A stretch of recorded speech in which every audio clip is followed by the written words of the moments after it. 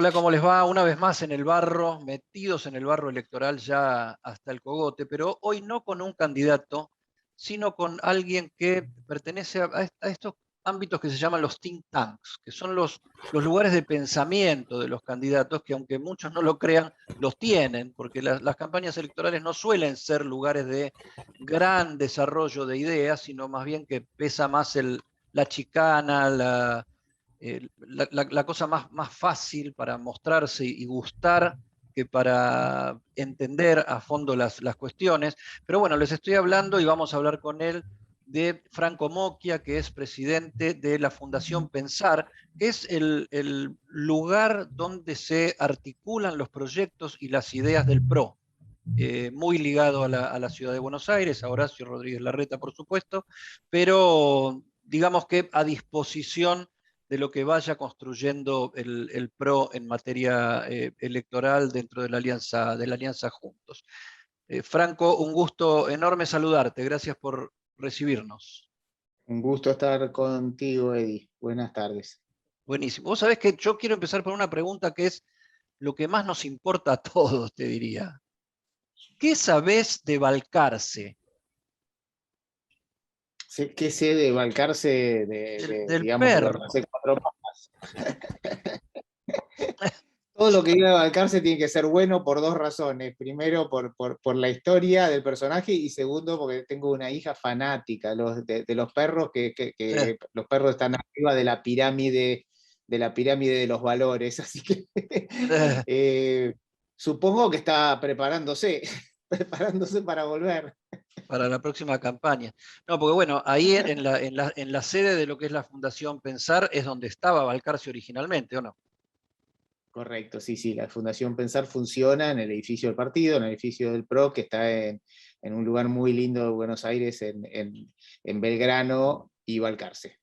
Exactamente. Bueno, pero entonces estamos prontos para volver a encontrarnos con Balcarce. O sea que Dylan Bueno, y familia no van a correr solos. pero espero que podamos romper la grieta y que tengamos una buena relación entre Balcarce y Dylan también, porque me parece que parte de las deudas de la política argentina es poder competir de una manera constructiva y mejorar y no entender la política de manera banal y que el único éxito es que el otro no esté. ¿No? Me parece que ese es uno de los grandes, me parece, temas pendientes de la política argentina. Me parece que vos hablaste de lo que es una usina de ideas, como los americanos usan la palabra think tank.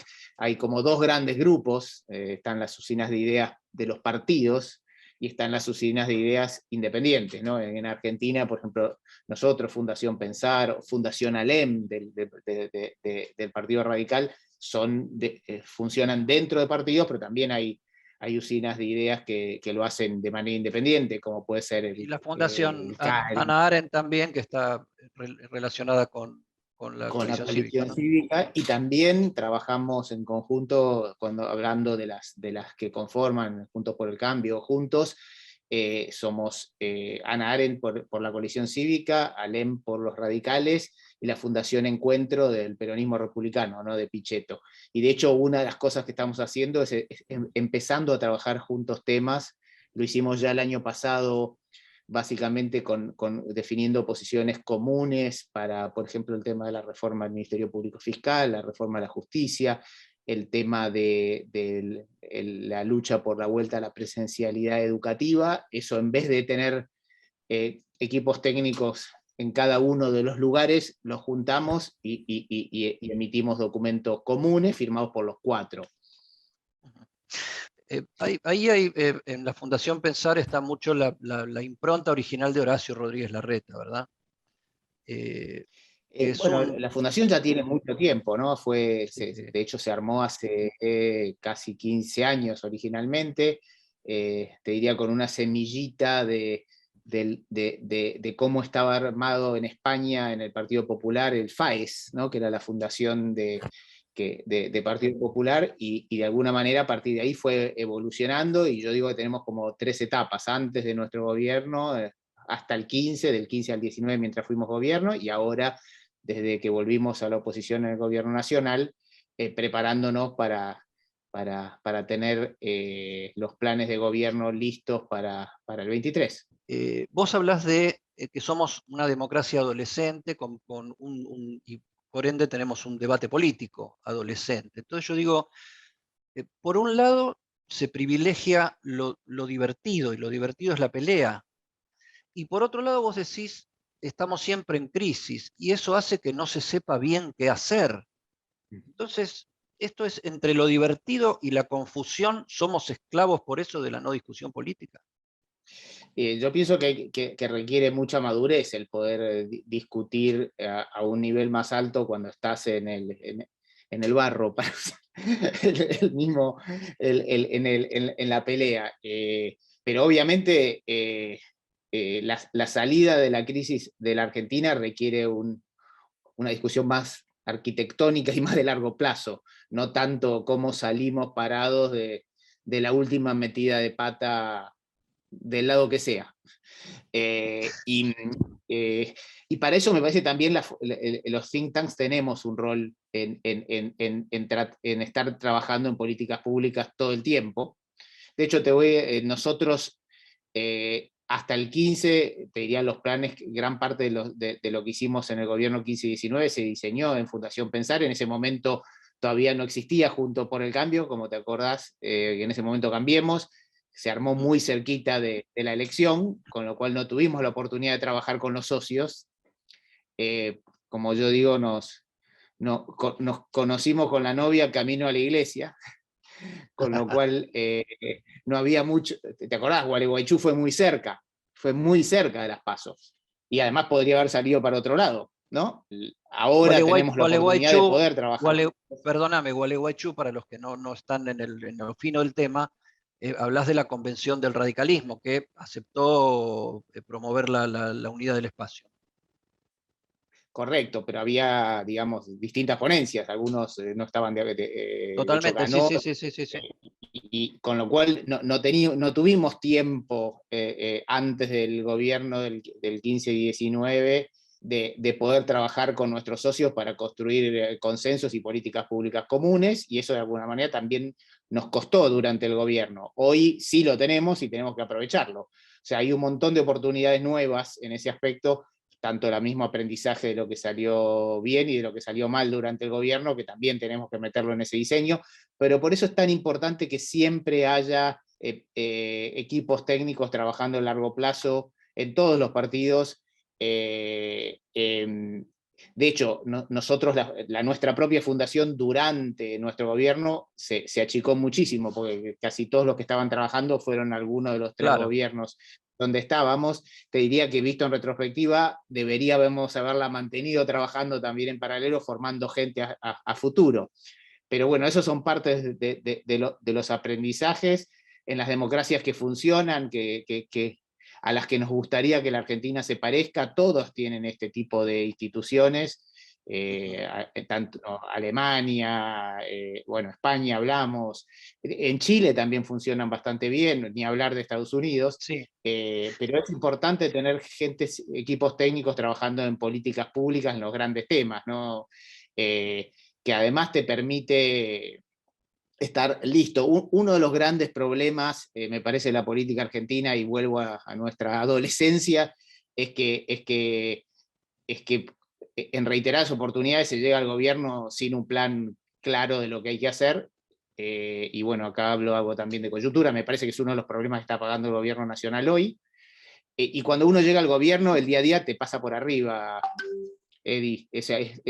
Lo voy a decir en términos casi futbolísticos, no podés pensar. O sea, tenés que haber pensado antes, porque cuando salís a la cancha, el día a día... Ahora, vos me decís que en parte es lo que le pasa a este gobierno. ¿Es también lo que le pasó al gobierno de Mauricio Macri? Yo pienso que teníamos bastante claro el rumbo y buenos planes. Obviamente tuvimos otros problemas, pero te diría que no fue la falta de plan o no haber hecho el trabajo antes. Me parece que el trabajo antes se había hecho bastante bien, en términos argentinos te diría muy bien. pero te voy a dar un ejemplo de la ciudad, y cuando nosotros ganamos en el 15 del gobierno nacional y renovamos en la ciudad, Mauricio pudo anunciar el mismo diciembre del 19 la obra del Paseo del Bajo. Esa obra, yo fui ministro en la ciudad y estuve a cargo de la construcción, cuando la pensamos 2 o 3 años antes no teníamos la más mínima idea si íbamos a ganar los 2 gobiernos. De hecho, parecía casi una locura suponer que íbamos a ganar los 3, por ejemplo. Totalmente. Pero gracias a que eso se hizo trabajando en el banco de suplentes, o sea, antes, incluso sin saber si lo ibas a poder hacer, teníamos el proyecto listo, lo sacamos del banco de suplentes en diciembre, lo anunciamos y lo pudimos hacer en 26 meses de obra y los camiones empezaron a salir, desapareciendo del centro de Buenos Aires en abril del 19, como habíamos dicho, en diciembre del 15. O sea, ese es un ejemplo de la importancia de planear.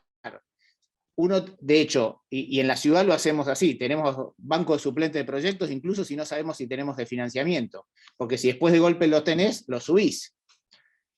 Todo eso es planear, y en la Argentina hay mucha, como la Argentina es volátil, y no sabemos qué va a pasar la semana que viene, hay como una especie de prejuicio a planear, y yo pienso que es exactamente al revés, tenemos que tener planeamiento independientemente de la volatilidad, y vamos a salir de la volatilidad si tenemos planeamiento. O sea, el camino es contraintuitivo, para decirlo de alguna manera. Sí. Vos hablas de planeamiento, y el planeamiento desde el Estado es una idea que a veces parece hasta combatida desde adentro de Juntos, o Juntos por el Cambio, o Cambiemos, ¿no? O sea, como que el Estado es casi un colaborador más que un hacedor, ¿no? Debería ser un colaborador de los que hacen y no un hacedor. Y esto me lleva a otra cuestión, que eso genera lo que para mí es un falso debate entre una izquierda que no es tan izquierda y una derecha que no es tan derecha, y que en todo caso se diferencian electoralmente. Pero el otro día Pablo Abeluto lo decía, ¿no? Que como que hay más acuerdos que desacuerdos en la vida real de lo que se ve en la campaña pública. A veces parece que estuviéramos en una pelea del siglo XX entre el comunismo y el capitalismo, y yo creo que eso también nos quita fuerza para discutir. Nos vamos a caer del capitalismo si no nos ponemos de acuerdo en resolver un ABC que nos lleve hacia adelante. Yo pienso que el desafío es yo diría, triple, y Eddie, yo sigo exactamente tu razonamiento, y hablemos un rato de mercado y hablemos de Estado, hablemos de los dos temas, pero yo te diría que si miramos la Argentina, y yo parto de la base que la mejor manera de asignar bienes privados es el mercado, yo te diría que el problema en la Argentina es que no hay mercado para los bienes privados en muchas áreas. Y eso obviamente te hace asignar recursos mal. Al mismo tiempo te digo que para que haya mercado tiene que haber Estado. Si los contratos no son, si el sistema judicial no funciona, es muy difícil que haya mercado. O sea, esto no es mercado o Estado. Necesitamos un mercado que ande, que exista el mercado, y un Estado que ande. Y en la Argentina tenemos problemas de falta de mercado y de un Estado que no anda. O sea, lo que tenemos que hacer es reconstruir las dos cosas. No es uno o lo otro. Necesitamos las dos andando bien. Y de hecho, si cualquier democracia capitalista a la cual querramos que la Argentina se parezca, va a saber que el Estado funcione bien.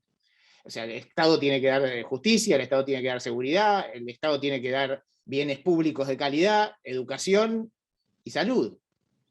No es que el mercado va a sustituir el Estado. De hecho, el mercado no va a dar ni justicia, ni seguridad, ni educación pública.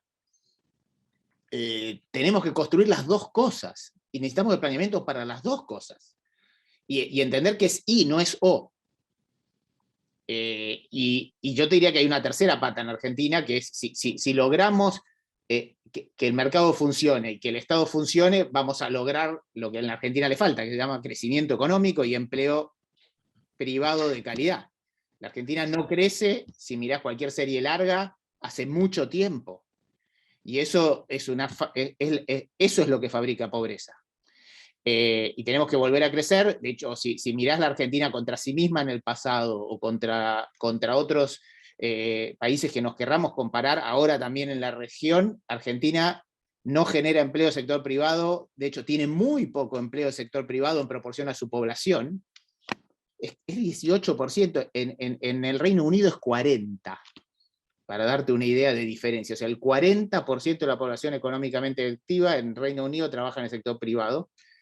En Argentina es el 18%, en Chile es el 36%. O sea, tenemos que generar empleo para volver a crecer. Obviamente, para generar empleo y volver a crecer hay que tener inversión. Y el otro gran punto es que subexportamos. O sea, como lo mires en series largas, Argentina es un país que exporta muy poco. Y es muy difícil, digamos, lograr equilibrio si no creces, si exportás poco y si no generas empleo en el sector privado. Ahora, para que eso suceda, primero hay que plantearlo, y como están dadas las cosas, por lo menos, es necesario un consenso muy grande. Vos estás hablando de terminar con un tipo de discusión agonal, binaria, la grieta, digamos. ¿Hay una agenda post-pandemia que se están planteando determinados liderazgos diversos, de decir, muchachos, en algún momento nos vamos a tener que sentar a conversar en serio? ¿O la cosa, al tener elecciones cada 2 años, nos va a seguir esclavizando en este ir y venir de improvisaciones, confrontaciones y pérdidas de tiempo? Porque lo que tiene vivir en campaña electoral permanente es que los liderazgos, muchos también se desgastan en la tarea de confrontar, ¿no? Totalmente. Yo pienso que tiene que haberlo, o sea, porque si no, no vamos a poder destrabar esta Argentina engranada, ¿no? Pero con los dientes desconectados. Y eso se parte de la base de que hay que competir políticamente, y está muy bien que lo hagamos, pero al mismo tiempo hay que poder construir. Y bueno, yo a veces tengo debates con amigos míos que dicen, ¿por qué tienen internas? Yo digo, todos los partidos tienen internas, digamos. Pero para Argentina nos sorprende porque estamos en una democracia nueva, de alguna manera, si la miramos en términos históricos de país, probablemente no de tu vida y la mía, pero sí en términos de la sociedad. Y yo digo, la vicepresidente actual de Estados Unidos, Kamala Harris, fue competidora de Biden en la interna, y les googleé las cosas que decía Kamala Harris de Biden. Le decía que era un señor casi senil y racista. Y es su vicepresidente y trabajan juntos ahora. O ves la interna anterior, Obama-Hillary, fue terrible. Pero el puesto más importante del Poder Ejecutivo después del presidente, que es el Sí, Departamento de Estado, se lo dio Obama. pero en esas democracias o en esas economías que sostienen esas democracias y viceversa, hay determinadas cosas, y son muchas, que no se tocan en una campaña electoral. O sea, yo te puedo hasta insultar, pero los acuerdos básicos nuestros son más o menos los mismos. O sea, el gobierno La está, Constitución primero. la Constitución y las famosas agencias en las que está distribuido el ejercicio del poder. Yo pienso que también uno de los grandes temas que tenemos que evolucionar independientemente de los planes, y justo hace poco escribí una nota al respecto, es el concepto del poder. Yo pienso que Argentina está evolucionando de un concepto de poder como privilegio, como yo como estoy en el poder puedo hacer algo que vos no podés hacer, Eddie, que no estás, o el poder como responsabilidad, que yo como estoy en el poder tengo que darle resultados al que me puso. Esa diferencia cambia completamente el sistema político. Y me parece que parte de lo que estamos viendo en estos días, los vacunatorios, la fiesta de Olivos, de alguna manera es ese debate, que es algo que está en la ciencia política desde Max Weber, ¿no? Allá Sí, hace sí. 100 años. Y algo Y que como partido de Estado tiene mucho el peronismo, y que es básicamente la confusión entre lo privado y lo público, ¿no? O sea, el Estado y el gobierno como una cosa de las personas que están ahí, y no como un servicio. Aunque vos me obviamente también elegimos a esa gente para que haga las cosas que nosotros no podemos hacer, ¿no? eh, pero es fundamental, de hecho, es casi la discusión entre como decían los franceses, l'ancien régime, ¿no? El viejo régimen, o las monarquías y la república. Es probablemente uno de los principales pilares de la diferencia, y pienso que eso también te hace, ese concepto de poder te hace, te genera la posibilidad de construir diálogos, porque tu rol como cuando estás ejerciendo el poder es pasajero, e incluye no negar la otra parte del país. Si la única manera de construir en el país es negando la otra parte, va a ser muy difícil crecer.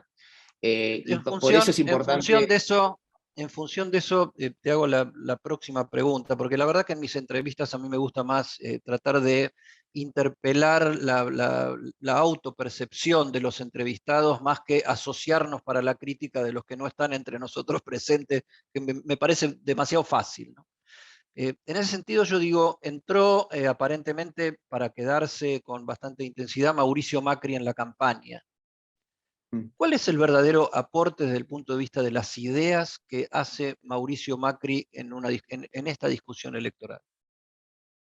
Bueno, yo pienso que Mauricio tiene un rol importantísimo, primero como expresidente, segundo por haber tenido una performance importantísima en la ciudad que le permitió ser presidente, y sin ninguna duda, para la empresa que nos aqueja a los argentinos, que es volver a crecer, él tiene un rol importante por su experiencia, por su historia, y estoy seguro que él va a contribuir a que la Argentina salga de esta trampa de no crecimiento, en el futuro cercano. Ahora, Obviamente pienso que su papel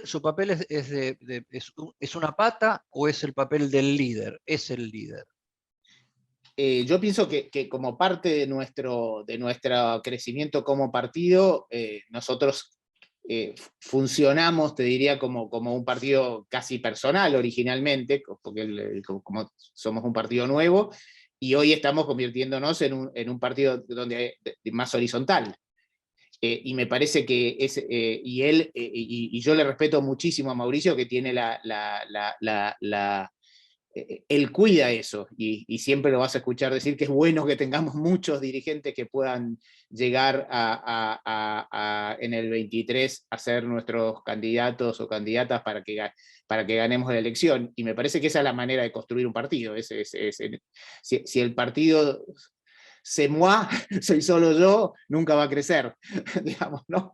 Y me parece que Mauricio entiende eso, y sabe que lo más importante es que la Argentina salga de este atolladero. O sea, que tenemos 40% más de 40% de pobres, Y Edith. la mitad en la Sí, lona. y si ves la caída del salario real, la Argentina va a ser el último país que va a recuperarse de la pandemia, de los que se están midiendo. Estamos con ingresos per cápita similares a los que teníamos hace 15 años. Cuando Eddie, vos y yo nacimos, la Argentina tenía 4% de pobres. No, 4. no, si lo mido con el país que yo aprendí, soy un extranjero, no vivo en la Argentina que a mí me enseñaron. Eso es así. Ahora, Esto, pero en la eso no es intimidad culpa de un partido, de un empresario. Esto es un problema de la sociedad. Y tenemos que lograr que la política sirva para salir de esta trampa. Y obviamente nosotros estamos convencidos de la manera que se sale es con más república, recreando el mercado y haciendo un Estado que dé bienes públicos de calidad y pongo la educación primero. O sea, y de hecho es la manera que se formó la Argentina a fin del siglo XIX y principio del XX. ¿Qué venían a buscar nuestros abuelos? Dos cosas: trabajo, que era el sector privado, y educación pública de calidad de sus hijos, ¿no? Mi hijo el doctor. Y tenemos todos en nuestras familias el primer, que tenemos la suerte de tener graduados universitarios en nuestra familia. El gran orgullo del padre era que su hijo sea graduado universitario, y nuestro sistema de educación pública era el ascensor social más importante de la Argentina: trabajo y educación pública. Tenemos que volver a armar las dos cosas. Hoy estamos haciendo muy mal las dos, muy mal. Vos sabés que te escucho y se me viene otro de las figuras que están en este momento en campaña, que de alguna manera es la novedad que aportó el radicalismo. Hablo de Facundo Manes, que no es del PRO, es radical, pero bueno, yo leí una nota el otro día sobre la Fundación Pensar, un poquito documentándome para esta charla que íbamos a tener, donde vos planteabas que las ideas y los planes que están armando, obviamente son la fundación del PRO, pero están al servicio de quien, en definitiva, gane una interna para el 2023. Te lo preguntaba por Macri, te lo pregunto por Facundo Manes. ¿Cuál pensás que es el aporte que está haciendo Facundo Manes a la discusión política argentina, viniendo eh, de no estar haciendo política partidaria hasta este momento? Yo pienso que aportar talento nuevo a la política es una excelente noticia, y me parece muy bien que Facundo se sume, que Martín Tetaz se sume, y estoy hablando de gente que trajo el radicalismo, pero me parece que eso mejora el nivel de la política. Cuanto más talento tengamos, como cualquier organización humana, vamos a funcionar mejor como organización. Por otra parte, me parece muy bien digamos, para mí, como te dije antes, para mí las internas son parte del crecimiento democrático de los partidos. Bueno, para los radicales es normal. Yo recuerdo en la ciudad, cuando tuvimos la interna entre Horacio y Gabriela, decíamos: ¿qué hicimos mal? ¿No? ¿Por qué tenemos interna?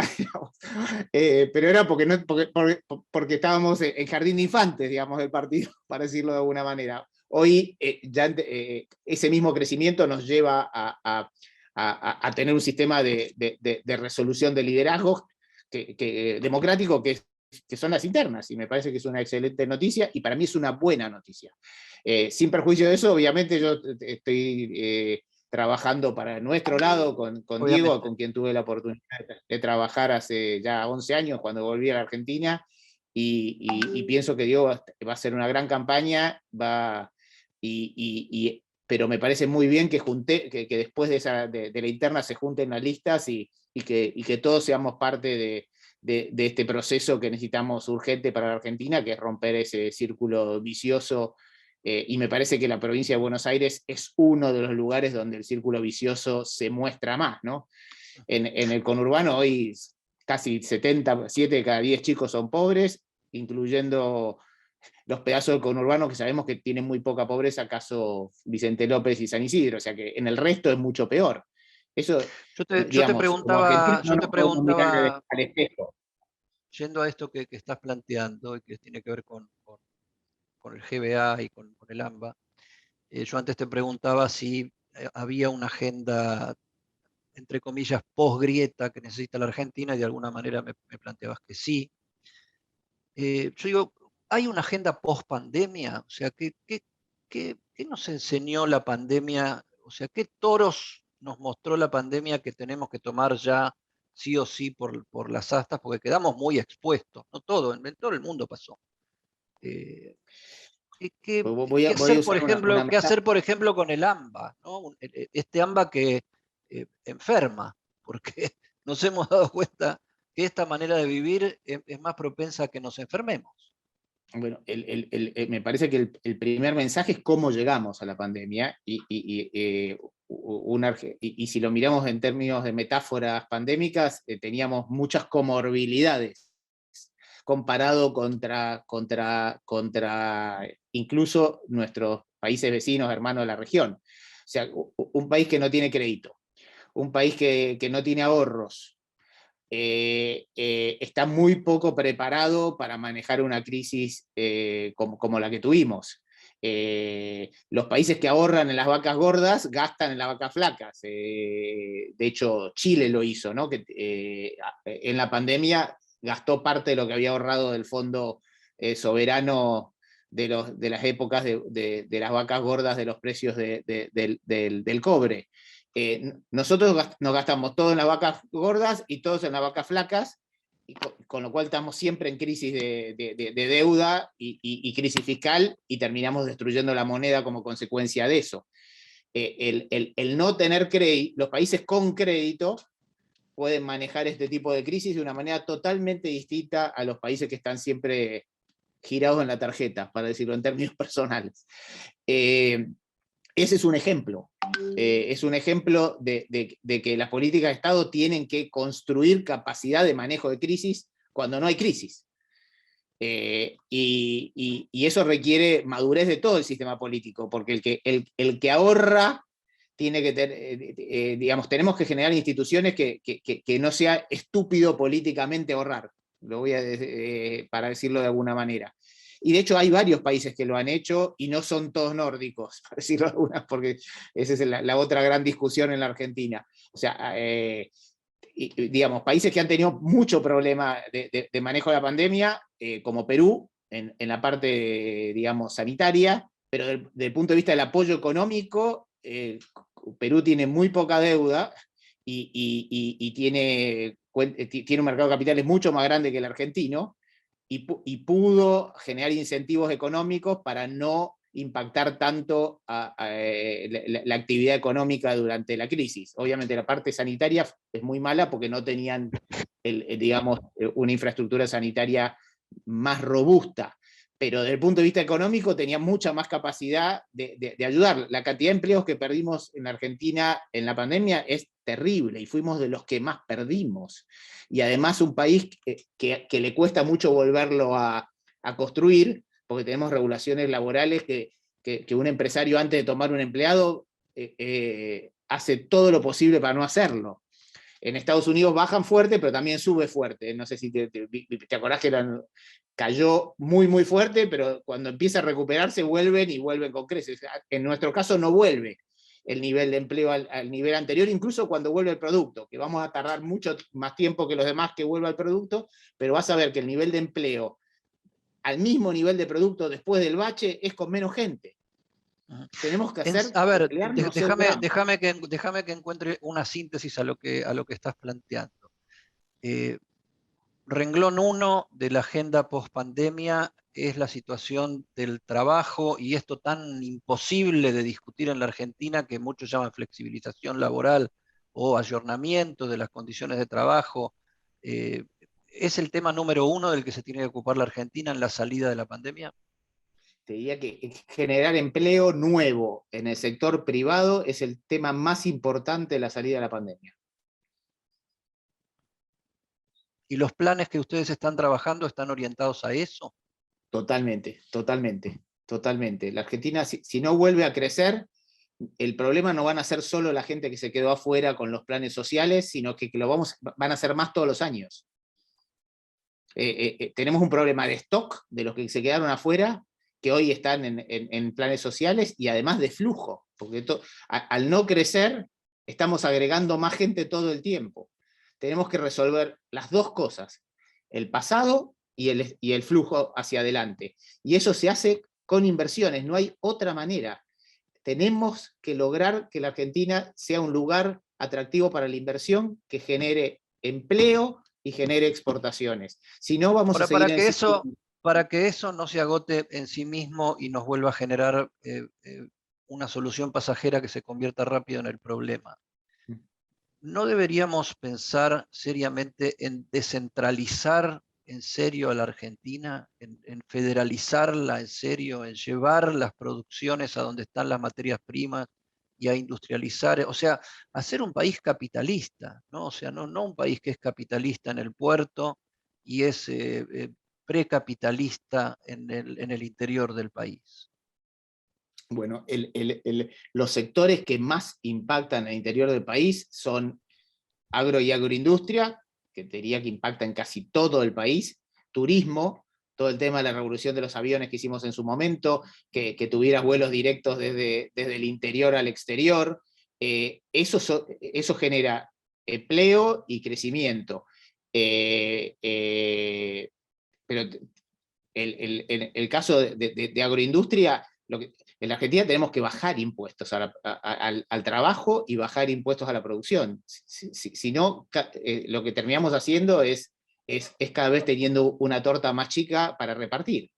Y tenemos que ser creativos y entender de que no estamos cobrando impuestos sobre el empleo que no se crea. Con lo cual es fundamental trabajar a futuro. De hecho, tenemos que lograr premiar al empresario que emplee gente que está en planes, porque es bueno económicamente y bueno desde el punto de vista de justicia social. O sea, cualquier empleo privado es mejor que un plan.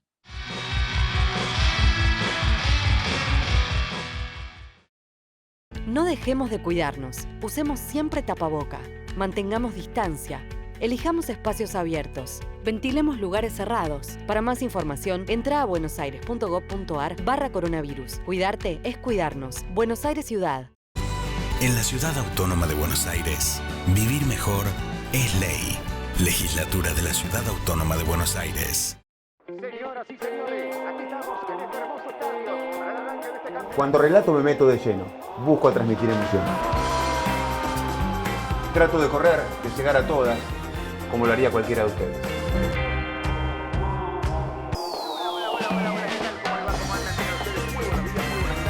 Eso mismo es lo que hago todos los días en las 2 ediciones de F90. F90, de lunes a viernes. Por ESPN. Ahora con cuenta DNI podés enviar y recibir dinero directamente con tus contactos de teléfono. Así de simple. Cuenta DNI. Banco Provincia.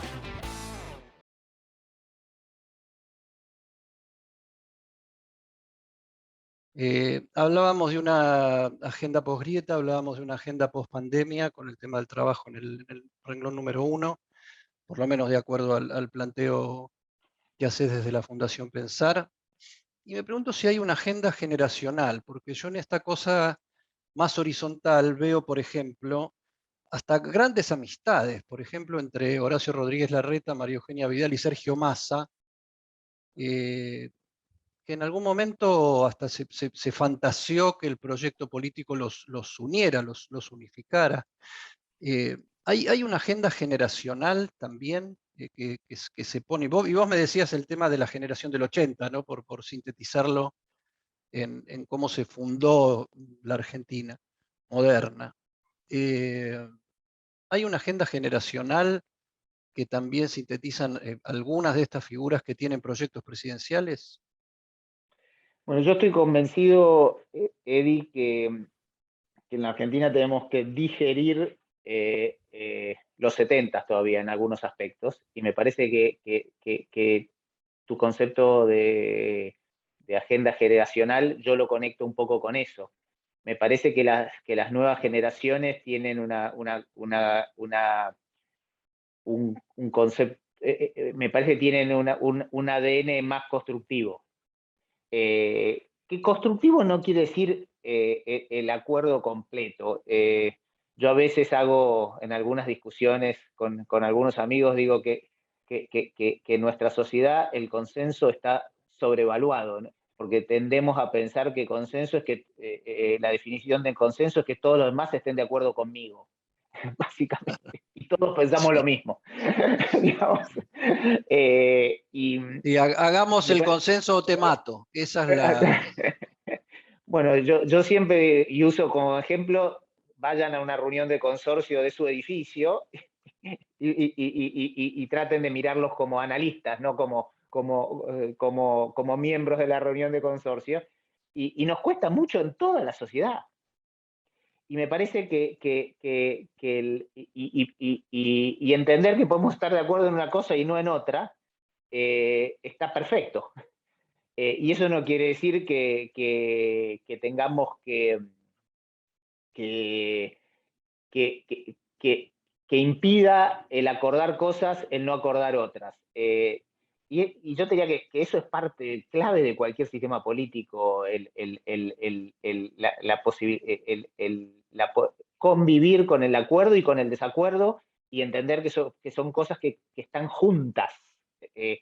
Me parece que la Argentina, nos meto a todos en eso, no quiero decir señalar para otro lado, los 70 nos marcó mucho en ese esquema de que la única manera de arreglar todo es que todos piensen lo que yo quiero. Y desgraciadamente los países que crecen y mejoran van por el camino arduo de convivir con acuerdos y desacuerdos y construyendo de a poquito. Y hay que tener la paciencia, pero también hay que tener el diseño intelectual para lograrlo. Y me parece que yo coincido con vos que hay un tema generacional en eso. Me parece que también las nuevas tecnologías empujan a la sociedad y a los jóvenes a un sistema mucho más horizontal. Me parece que en el mundo donde nacimos vos y yo era mucho más vertical. Y me parece que la horizontalidad también genera más incertidumbre, Eddie, ¿no? Y hay gente que no puede convivir con esa incertidumbre. Dice, ¿quién es el jefe que pegue 4 gritos y ordene a todos?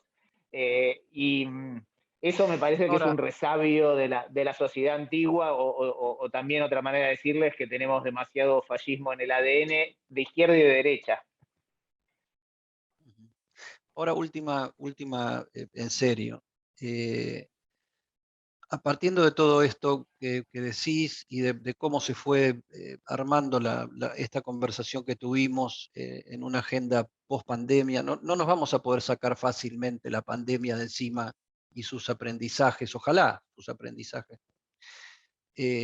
Una agenda necesariamente posgrieta, lo planteas vos, y lo escucho cada vez más en más dirigentes de distintos sectores, por lo menos discursivamente va entrando el tema de que la grieta embrutece y empobrece, no nos ayuda. Y hablamos de una agenda también desde el punto de vista generacional. Son 3 cosas muy importantes que plantean un punto de partida para una estrategia de mediano y largo plazo que debería o podría ser muy potente. Y ahí está el tema de las ideas y las personas. ¿Quiénes son hoy, por lo menos, los dirigentes que están en condiciones de representar ese camino? No te hablo del próximo presidente, te hablo de los líderes que vos ves sentados a una mesa en función de estos preceptos que hemos conversado rápidamente acá. Pues yo ahí pongo en ese lugar, me parece que los nuevos dirigentes en general que están surgiendo en varios partidos, yo pienso que en el caso nuestro del PRO hemos generado muchísimos dirigentes y muy rápido, que me parece que es una excelente noticia, pero me parece que lo más importante es el planteo de que lo que te alcanza para ganar una elección probablemente no te permita el poder hacer las reformas que la Argentina necesita para poder darle oportunidades a todos sus ciudadanos. Y eso requiere el sentarse a negociar con gente que no vas a estar de acuerdo en todo. Y como decían las viejas, no se te tienen que caer los anillos por eso. Yo siempre uso algunos ejemplos de la historia porque me gusta mucho la historia, pero me parece que encontrar un dirigente de un país importante en Occidente más anticomunista que Churchill probablemente era difícil, probablemente lo era mucho más que Roosevelt, pero Churchill tuvo que negociar con Stalin, con Stalin para ganar la Segunda Guerra Mundial. Y probablemente no le debe haber costado mucho esa negociación, pero gracias a Dios la hizo. Y me parece que es un ejemplo de... Y siguió siendo anticomunista después. pero para el objetivo tuvo que negociar probablemente con su enemigo mayor. Y lo hizo, y probablemente salvó su país por hacerlo.